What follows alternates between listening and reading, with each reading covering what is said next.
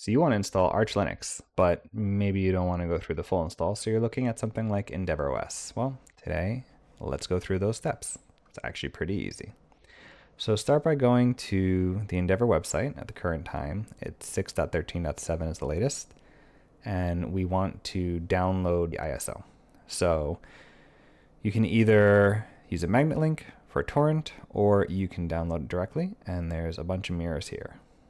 Once you download it, you can come over here. They have an installation page, which I will add this link to the description below. And for this video, I'm going to be using USB Writer just because it's the simplest. And I'm assuming that a lot of the people who will be watching this are coming from Windows. There's a lot of different options and they change over time, but this is the one I'm going to be using for today. So after you download the ISO and you download the USB Writer, you open up the file and then you can open up USB Writer. This is what it looks like. You would click browse, you would browse your files to the ISO that you downloaded. Then you would come here and you would select the USB drive that you want to use. I already installed it on mine, so it's not showing up in here. So you might have to format your USB drive first, and then you would click write. And that's it. It is literally that simple. Once you're done with that, what you're going to want to do is go to the device that you want to install EndeavourOS in and put the USB in. In my case, I'm doing it in a laptop today, so I'm going to just plug that in. So I have PopOS installed on this system, but something broke in my installation, so I'm going to reinstall, and I'm going to go with EndeavourOS today. When you start up your device, you want to go into your bootloader menu, which typically is accessed by F8, but it can be F12, it can be F2. It depends on your BIOS. So read the splash screen when it comes up or look it up. So then what you want to do is you want to find the device you want to boot from. In this case, we see USB HDD here. That's the one I want to go with. So this is the USB that you made. So the first thing it'll do is it'll bring you in here. So you have your EndeavourOS default, EndeavourOS NVIDIA, and EndeavourOS fallback.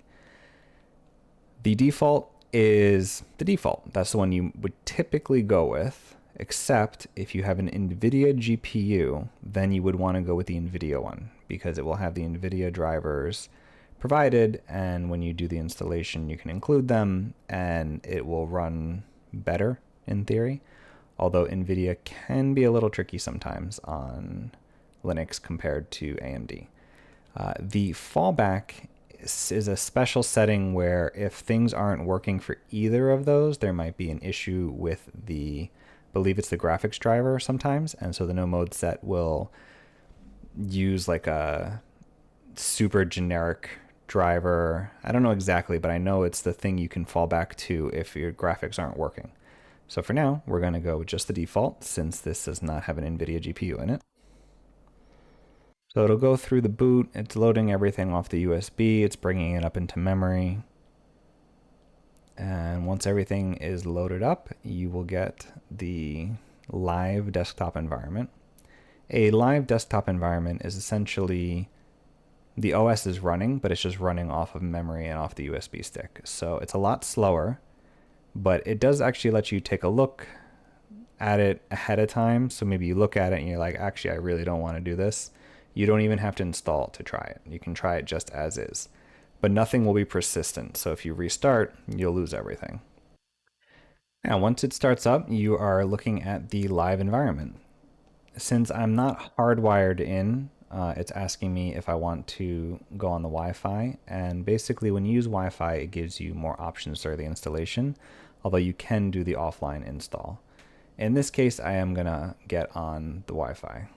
Right, now that I am on Wi-Fi, I'm going to proceed with the installation. So just for starters, EndeavourOS uses KDE Plasma, which is actually meant to look a lot like Windows. So if you're coming from Windows, this will actually look pretty familiar. A lot of the structure is the same. A lot of the layout is supposed to look the same. You got your file browsers, you got your terminal, all those things.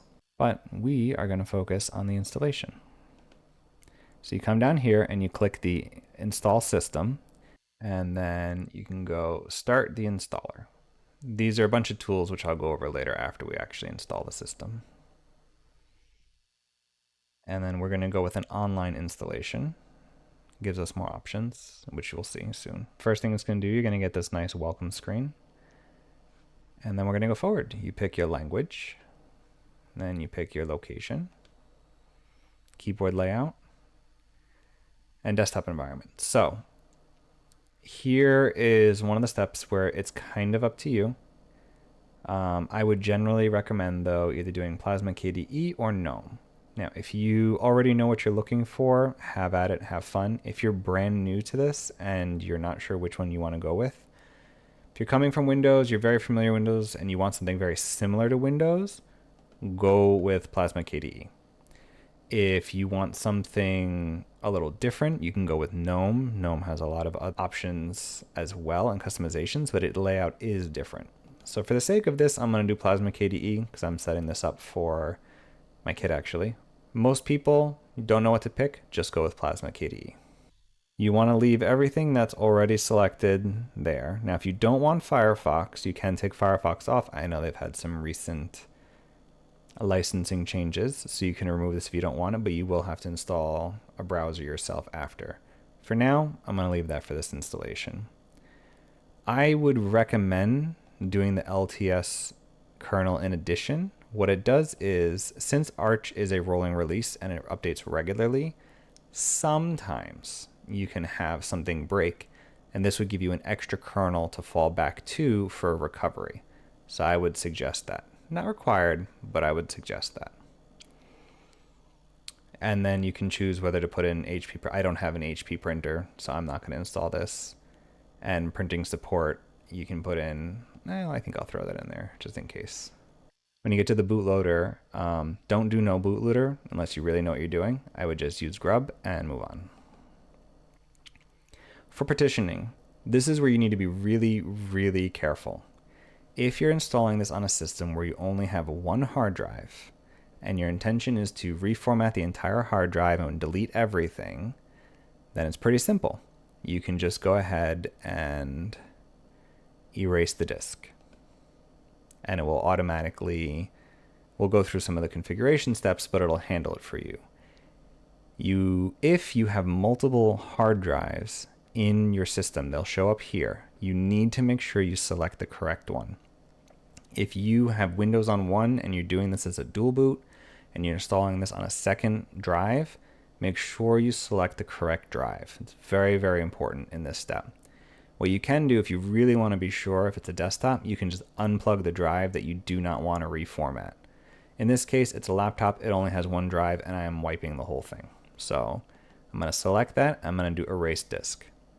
There is a way to install this alongside another operating system on the same disk. I'm not going to cover that in this video, and while it is relatively simple to do, I don't generally like doing that because it can create a little bit of a messy situation later if you want to change things. I generally prefer just doing, if it's a laptop, I'm only going to have the one operating system. If it's my desktop, I just have multiple hard drives in there and I use separate hard drives. It just makes everything easier. So you want to select the disk and erase disk, and this will erase everything. Again, this will erase everything. Make sure if there's anything on that disk you need, you have it backed up. This says no swap by default, and the ext4 is the file system type. Personally, I'm going to use the BTRFS because it gives certain backup options that is beyond the scope of this video, but that's what I would choose. Then you can do swap no hibernate and swap with hibernate and swap to file. Swap hibernate, no hibernate. Real brief, swapping is when your system runs out of memory. Instead of crashing, it'll write some of the stuff in memory to disk and then load other things into memory to keep running. It gets really, really slow, but it prevents you from crashing. So I recommend using swap. And this will create a swap partition over here for you. If you do hibernate, what hibernate does is it allows you to write everything to disk when the system goes into a full hibernate mode. I don't really use hibernate, so I'm not doing hibernate because it does take up more disk space. But if that's a feature that you want or need, then you can go ahead and use that. The other thing to keep in mind is this encrypt system. I'm not going to have anything on here that I'm worried about, so I'm not going to encrypt the system. But if you're using this for personal stuff and you're keeping any kind of important documents on it, you may want to encrypt it. It does make it more secure. And then you hit next. All right, so what is your name? So all you want to do is pick a name you want to use to log in, and the name of the computer. And then set a password. And I wouldn't generally recommend doing login automatically. It's not something you usually want to do. And this first account you create, if you set this up, will also make this account an administrator, which if you're setting this up for someone else, maybe set up an admin account and then set their user account later if you don't want them to have rights. For instance, for my kid, I'm going to give him a non-admin rights account. I'm going to go next. All right, and so this is a review. This is telling you all the things it's going to change and what it's going to set and what it's going to do. This is your last chance before you hit install, before it'll delete your disk. So again, make sure you have everything backed up and then install.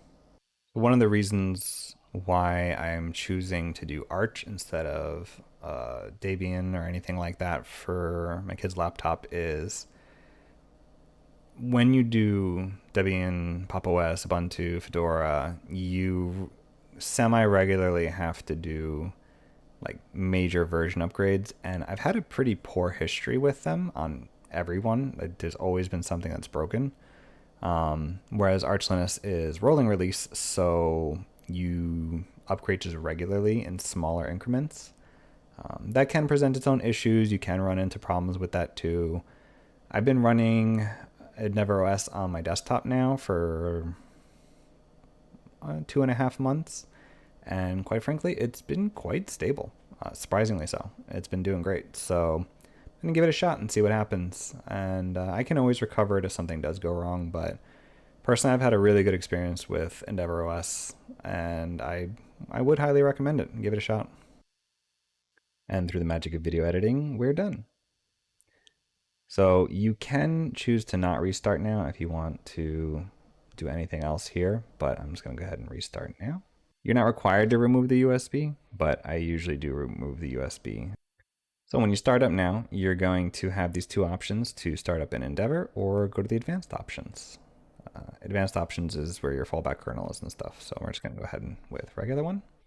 And now you can log in.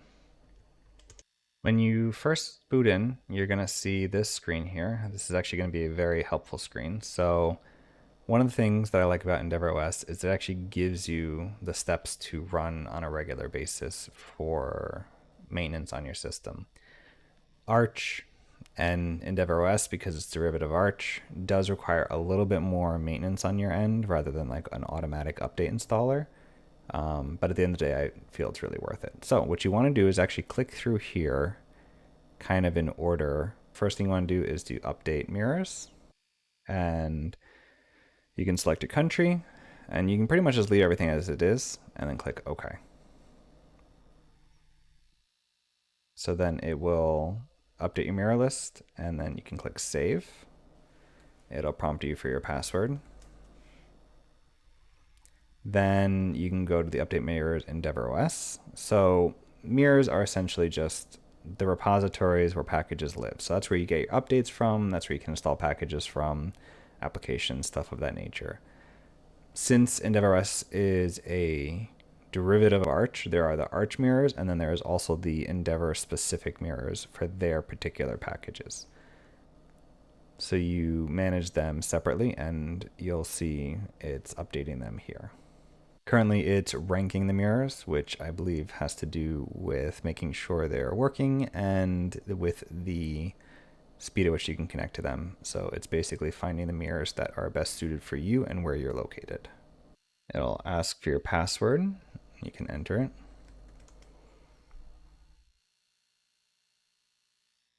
And it's done. Then next you're going to come over here and you're going to update. So this is actually going to do update to your system packages. Now, one of the things I really like about Arch is it uses the Pacman installer, and If you don't have experience with other Linux distributions, then it may not mean much to you, but I've found Pacman to be just much faster and much nicer to use. And that's actually one of the reasons why I like running Arch over the other ones now. Maybe I'm going to go a year and I'm going to be like, oh, Arch breaks, but I don't know. I've been seeing it's pretty stable. Let me come over here. We update this one. Now some of these may have some overlap and redundancy, but I would just run all of them just to make sure, especially the first time.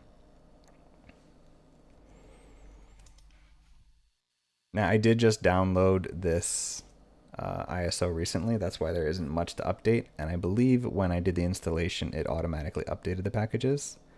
But I would do it anyway, just so you can get a little familiar with it. Now you have other options here like change the wallpaper and stuff of that nature, and you can download more wallpapers and you can mess around with this. And they actually have really good info here. They have links to useful information. They have assistance for doing things. These are a lot of things that you may need to normally go look up, and they have it all on this welcome screen. I personally find it very useful. I actually have it show every time I start up because it's useful and it reminds me to update my system.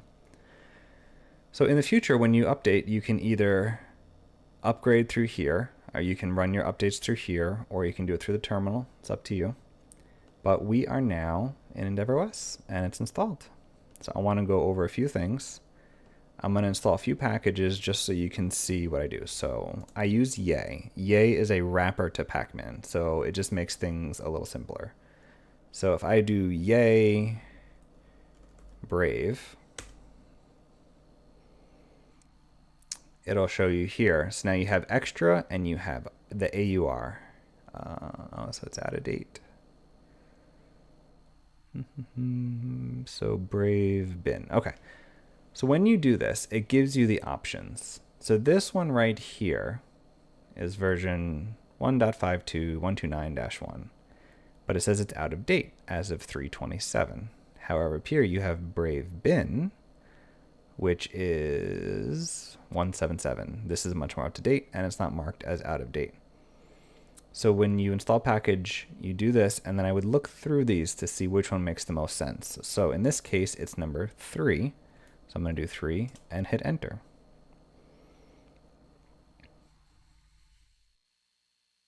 You can just hit enter by default, but you can also use some of these options if you would like. Defaults, for the most part, are fine.